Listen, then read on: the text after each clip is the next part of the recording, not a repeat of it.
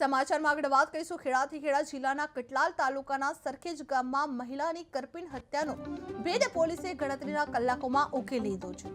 7 જાન્યુઆરી 2026ના રોજ વાત્રક નદીના પટ તરફ જતા માર્ગ પર ભાવનાબેન ડાભી નામની મહિલાની લાશ મળી આવી હતી। ગળાના ભાગે ચપ્પાના ઘા મારી હત્યા કરી હોવાની સામે આવતા પોલીસે ગંભીરતા દાખવી હતી। ખેડા એલસીબી અને કટલાલ પોલીસે 4 ટીમો બનાવી 28થી વધુ સીસીટીવી ફૂટેજ અને ટેકનિકલ માહિતીના આધારે તપાસ હાથ ધરી હતી। જ્યાં તપાસમાં બગડોલ ગામના શૈલેષ કુમાર ચૌહાણની સંડોવણી સામે આવતા તેને અંબાજીથી ઝડપી લેવામાં આવ્યો હતો। જ્યાં પૂછપરછ દરમિયાન આરોપીએ પૈસાની લેતી દેતીના વિવાદમાં હત્યા કર્યાની કબૂલાત કરવામાં આવી છે। જે કટલાલ સરખેજમાં મહિલાની કરપીણ હત્યાનો ભેદ ઉકેલવામાં આવ્યો છે, જે પોલીસે ગણતરીના કલાકોમાં આરોપીને ઝડપી પાડ્યો છે।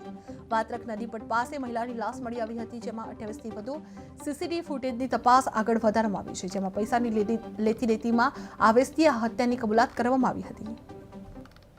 ગઈ તારીખ 7/1/26ના રોજ પોલીસ સ્ટેશનમાં માહિતી મળેલ કે સરખેજ ગામની સીમની અંદર એક લાશ મળી છે, જેને તપાસ કરી તો એ લાશ ભાવનાબેન પ્રતાપસિંહ ગેમરસિંહ ડાભીની હતી અને જે કટલાલમાં રહેતી હતી, તેનું મૂળ વતન બગડોળ હતું અને એની દીકરી સોન કિરણ જે પણ કટલાલમાં રહે છે, એની ફરિયાદ લીધેલી। એના ઉપર ગળાના ભાગે ઘા પડેલા હતા અને લોહીથી લથપથ હતી અને એ બાબતે તપાસ શરૂ કરે અને કટલાલ પોલીસ સ્ટેશનની અંદર 11/26 બીએનએસની કલમ 103(1) મુજબનો ગુનો રજીસ્ટર કરવામાં આવેલ અને ગુનાની તપાસ કટલાલ પોલીસ સ્ટેશનના જીએન પરમાર પોલીસ ઇન્સ્પેક્ટર છે, સિનિયર પોલીસ ઇન્સ્પેક્ટર, એમણે સંભાળી લીધેલી અને તપાસની અંદર એને મારનાર શૈલેષ રામસિંહ ચૌહાણ જે પણ બગડોળનો છે, એને પૈસાની લેતી દેતી બાબતે ઝઘડો હોય અને એનું મર્ડર કરી અને અંબાજી જતો રહેલો હોય તેને શોધી લાવેલ અને પકડીને અટક કરવામાં આવેલ છે અને રિમાન્ડ લેવામાં આવેલ છે।